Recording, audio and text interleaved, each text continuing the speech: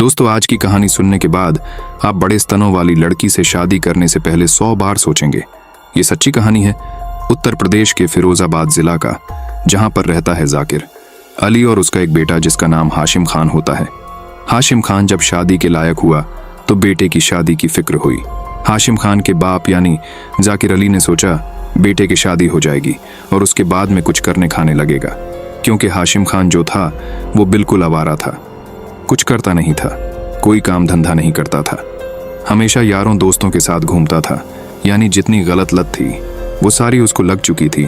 तो जब बाप ने सोचा कि इसकी शादी करा दे तो बेटे से पूछता है कि बेटे तुम्हारी कोई इच्छा है, किस तरह की लड़की तुम्हें पसंद है। बेटे ने कहा मेरे लिए लड़की जो पसंद करो तो यह ध्यान रखना कि उसका सीना बड़ा हो। उसकी ख्वाहिश थी कि यानी आप समझ सकते हैं कि जिस औरत के स्तन बड़े हो उससे मैं शादी करूंगा। बाप जब अपने बेटे की यह बात सुनता है तो वह बहुत ही हैरान रह जाता है। यह कैसी शर्त इसने लगा दी है। बाप से बेटे ने कहा कि अगर इस तरह की लड़की मुझे नहीं मिली तो दूसरी लड़की से शादी करने के बाद मैं उसे तलाक दे दूंगा, मैं उसको छोड़ दूंगा, मुझे बड़े स्तन वाली लड़की से ही शादी करनी है। हाशिम ने अपने बाप यानी कि जाकिर अली से कहा यह आप देखो, कहाँ से लाओगे, कैसे लाओगे, यह मुझे नहीं पता। बाप ने बेटे की इस शर्त को सुनने के बाद में बाप ने बेटे के लिए लड़की तलाश में लग जाता है। बहुत सी जगह लड़कियां देखी गई, लेकिन कहीं इस तरह की लड़की जो कि हाशिम खान ने पसंद की थी वह नहीं मिली। फिर भी काफी भाग दौड़ करने के बाद, काफी जद्दोजहद करने के बाद एक जगह उसको शबनम नाम की लड़की मिलती है। शबनम को जब जाकिर अली देखता है तो उसको वह लड़की पसंद आ जाती है, क्योंकि शबनम के जो सीना था वो काफी बड़ा था, एक आम औरतों से 2 गुना 3 गुना ज्यादा था। तो जाकिर अली को वो लड़की पसंद आ जाती है। शबनम की शादी की तारीख तय हो जाती है। शादी की तारीख तय होने के बाद में वह दिन भी आ जाता है जब हाशिम खान दूल्हा बनकर शबनम के घर जाता है। शबनम के घर जाने के बाद में वहां शादी की रस्में सारी पूरी की जाती हैं। निकाह होता है और दोनों का बड़ी धूमधाम के साथ में निकाह होने के बाद में उनकी विदाई होती है और हाशिम खान शबनम से निकाह करके अपने घर फिरोजाबाद ले आता है। फिरोजाबाद लाने के बाद में वहां की जो रस्में हैं वह पूरी की जाती होती है। लास्ट टाइम अब आता है सुहागरात का। तो सुहागरात पर दोनों मियाँ बीवी जब अकेले होते हैं, दोनों तन्हाई में, जब दोनों को तन्हाई का मौका मिलता है और हाशिम खान अपने कमरे में आता है, बीवी के पास बैठता है। सलाम दुआ करने के बाद में, औपचारिकता पूरी करने के बाद में जब दोनों एक दूसरे से बातचीत करते हैं तो दोनों ने अपने अपने ख्यालात, अपने अपने बातें एक दूसरे से शेयर करते हैं और इसी तरह से बातें करते हुए आधी रात गुजार जाती है। आधा रात गुजरने के बाद में जब मियाँ बीवी दोनों तन्हाई में जिस तरह से मिलन की जो रात होती है, जो सुहाग की पहली रात होती है, जो मिलन की रात होती है, उसमें मिलन के लिए जब दोनों राजी होते हैं तो दोनों ने अपने अपने कपड़े उतार कर एक अलग रख देते हैं और दोनों मिलन के लिए तैयार हो जाते हैं। तभी हाशिम खान अपनी बीवी यानी शबनम से कहता है कि इस पोजीशन में हम करेंगे कि आप मेरे ऊपर रहना, मैं नीचे रहूंगा। तब हाशिम खान कहता है बीवी से कि यह हमारी पहली रात है और मियाँ बीवी के अंदर कोई जो है भेदभाव नहीं रहना चाहिए, आपस में एक दूसरे में कोई शर्म नहीं होनी चाहिए। और जैसा मैंने चाहा था तुम मेरे वैसे ही सपनों की रानी हो, मेरे बिल्कुल जैसी औरत को मैं चाहता था। तुम्हारे बड़े स्तन हैं और ऐसे बड़े स्तन वाली औरत को मैं चाहता था। अब हमें करना यह है कि तुम मेरे ऊपर रहना, मैं तुम्हारे नीचे रहूंगा और फिर आप अपने तरीके से करना, मैं नीचे से ही कोशिश करता रहूंगा। ये सारी बात क्लियर होने के बाद, दोनों में तय होने के बाद बीवी हाशिम खान के ऊपर आ जाती है। हाशिम खान नीचे रहता है। अब हाशिम खान शबनम से कहता है कि आप अपने सीने को मेरे मुंह पर रख दो और मेरे ऊपर रखने के बाद अपना वजन छोड़ दो और मेरे ऊपर लेट जाओ। इसी तरह शबनम से जैसे जैसे हाशिम खान कहता रहा, शबनम उसकी बात मानती रही और उसने हाशिम खान के मुंह पर अपना सीना रखकर के अपना वजन ढीला छोड़ दिया और सारा अपना वजन उसके ऊपर छोड़ने के बाद में उसको वह बेफिक्र हो गई। अब इसी तरह से इसी पोजीशन में लगभग जब 10 मिनट गुजर जाते हैं तो हाशिम खान के नीचे से कोई हरकत नहीं होती, कुछ नहीं होता। तो शबनम ने सोचा कि हाशिम खान नीचे से कुछ हरकत क्यों नहीं कर रहे हैं, क्यों चुपचाप पड़े हैं। तो उसे कुछ एहसास हुआ और फिर शबनम ऊपर से उठी तो आरिफ खान जो था वह बिल्कुल बेहोश पड़ा था, उसके हाथ पैर नहीं हिल रहे थे। जब शबनम इस पोजीशन में हाशिम को देखती है तो वह बहुत ही डर जाती है।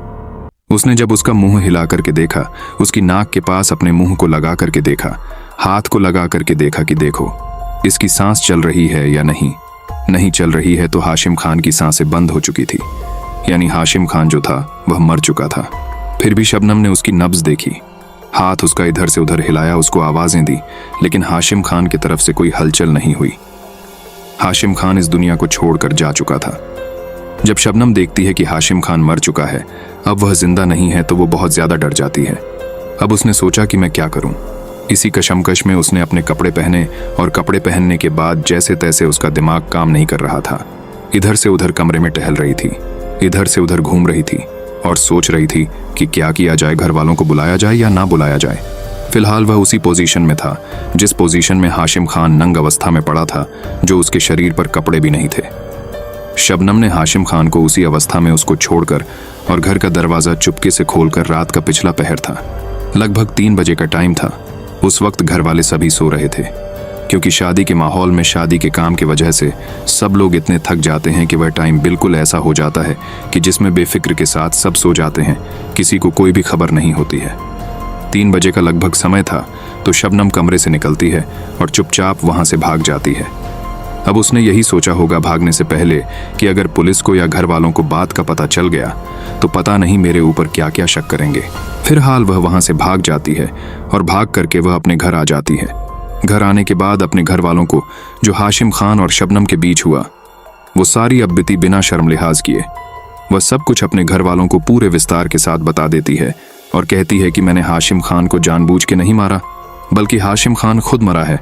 उसने मुझसे जिस तरह से करने के लिए कहा, मैंने ठीक वैसे ही किया और इस वजह से हाशिम खान की मौत हुई है। बहरहाल घर वालों को सारी बातें बताने के बाद वो बेफिक्र हो गई। इसके बाद में जब हाशिम खान के घर वाले सुबह उठते हैं तो सुबह को क्या होता है कि दूल्हा दुल्हन, एक मुस्लिम समाज में क्या होता है कि दूल्हा दुल्हन जो है सवेरा उठ जाते हैं और सवेरा उठ करके नहाना धोना जो भी होता है उसके करने के बाद में वो अपना काम धंधे में लगते हैं। तो जब सुबह हाशिम खान सुबह नहीं उठा तो घर वालों को कुछ शक सा हुआ। लगभग 9 या 10 बज गए, लेकिन कमरा नहीं खुलता है। हाशिम खान का तो घर वालों ने जब कमरा खोलना चाहा तो कमरा आराम से खुल गया, क्योंकि मेर शबनम वहां से निकल करके पहले जा चुकी थी। कमरा सिर्फ आगे से खुलता है, उसका कोई लॉक भी या कुंडा नहीं लग रहा था। कमरा आराम से खुल जाता है। कमरा खुला तो कमरे का अंदर का जो दृश्य था, अंदर का जो मंजर था, उसे देखकर सबकी चीखें निकल गई, क्योंकि जिस हालत में हाशिम खान पड़ा था। सबने अपने मुंह छुपा लिए, अपनी आंखों पर दुपट्टे, औरतों ने दुपट्टे रख लिए। उसके बाद वहां पर जब अंदर और देखा गया तो वहां पर शबनम नहीं थी। उनको शक हुआ कि रात में किसी वजह से दोनों मियां बीवी में सुहाग रात के टाइम पर कोई बात हुई होगी और शबनम ने हाशिम खान को मार करके यहां से भाग गई है। ये सब ने अपने अपने तरफ से अंदाजे लगा लिए। अब क्या होता है, हाशिम की लाश को वहां से उठाया जाता है, उसको कपड़े पहनाए जाते हैं और पुलिस को फोन कर दिया जाता है। पुलिस आ जाती है। पुलिस जब देखती है, सारी चीजें मुआयना करती है। वहां पर जब पुलिस अपनी तफ्तीश कर रही होती है, वहां पर कोई भी ऐसी चीज इधर उधर नहीं थी, कोई लड़ाई झगड़े के सामान बिल्कुल नहीं थे। नॉर्मल कमरा जिस तरह से सजा हुआ था बिल्कुल वैसे ही कमरा था। अब पुलिस यह अंदाजा लगाने पर मजबूर थी कि अगर उनके बीच में हाथापाई हुई होती, दोनों मियां बीवी के बीच में अगर हाथापाई हुआ होती, कोई मारपीट हुआ होता, तो कुछ तो सबूत मिलता, कुछ तो। लेकिन सेज के ऊपर जिस तरह से फूल बिखरे पड़े होते हैं, जिस तरह से डोली सजी होती है, सुहाग की सेज सजी होती है, ठीक सब कुछ वैसा ही था, कुछ भी इधर उधर नहीं था।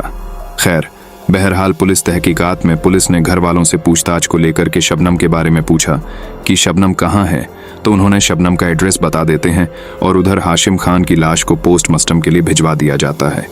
पोस्टमार्टम होने के बाद में हाशिम खान की लाश आ जाती है। घर वाले बोले कि हम हाशिम खान की लाश को तब तक नहीं दफनाएंगे जब तक शबनम को गिरफ्तार ना किया जाए। उसके बाद शबनम के घर जब पुलिस पहुंचती है तो शबनम अपने घर पर ही थी। उसके माँ बाप इसी इंतजार में थे कि पुलिस केस तो जरूर होगा और पुलिस यहाँ पर आएगी। सब इंतजार में थे। बहरहाल पुलिस आई और शबनम को गिरफ्तार करके अपनी कस्टडी में लेकर के चली गई। जब शबनम को कस्टडी में लेकर के वहां पर पहुंचती है तो वहां पर उससे पूछा जाता है कि तुम रात को यहां से क्यों भागी, कैसे हुआ हाशिम खान की मौत। तब शबनम ने सारी सच्चाई पुलिस वालों को बता दी। और फिर जब पोस्टमार्टम रिपोर्ट आई तो पोस्टमार्टम रिपोर्ट में भी यही खुलासा होता है जो उसमें लिखा गया था रिपोर्ट में, कि हाशिम खान की जो डेथ हुई है वह दम घुटने से हुई है, सांस के रुकने से हुई है। यानी मतलब यह था कि शबनम ने यह बताया कि हाशिम खान ने जब मुझसे कहा कि अपने स्तनों को, अपने सीने को मेरे मुंह पर रख दो और मेरे मुंह पर रखने के बाद अपना वजन ढीला छोड़ दो, अपना सारा वजन मेरे मुंह पर रख दो, उसने दोनों हाथों से अपने मुंह पर मेरे स्तनों को अच्छी तरह से रखवाया और जैसे ही मैंने अपना वजन ढीला छोड़ा तो हो सकता है हाशिम खान का वहां पर दम घुटने से मौत हो गई। अगर हाशिम खान ने मुझे हाथों से हटाते या कुछ इस तरह की बात होती या तड़पते हुए मुझसे कुछ बोला होता तो मैं शायद वहां से हट जाती है और उनकी जान बच जाती है। जैसे जैसे शबनम ने हकीकत बता दी, शबनम ने पुलिस वालों को सारी बातें बताई तो उनको भी यकीन आ गया और शबनम को छोड़ दिया गया। और लड़के वालों ने जब कहानी पूरी सुनी और वहां पर जब सुहाग की सेज को देखा गया, कमरे को देखा गया, कोई चीज इधर से उधर नहीं थी। जो बेड पर बिछे हुए फूल होते हैं वह भी सारे इसी तरह से अपनी जगह, हर चीज सही थी। तो शबनम की बात पर विश्वास करके उसको मायके भेज दिया गया। तो दोस्तों, कभी कभी आदमी की ख्वाहिश जानलेवा बन जाती है। हाशिम खान की जो ख्वाहिश थी कि मुझे बड़े स्तनों वाली औरत से शादी करनी है, उसकी यही ख्वाहिश जानलेवा बन गई। इसीलिए दोस्तों, होशियार रहिए, सतर्क रहिए। और अगर आपको ऐसे ही सच्ची कहानी सुनना पसंद है तो वीडियो को लाइक करके चैनल को सब्सक्राइब अवश्य कर ले। मिलते हैं फिर किसी कहानी को लेकर, तब तक के लिए धन्यवाद।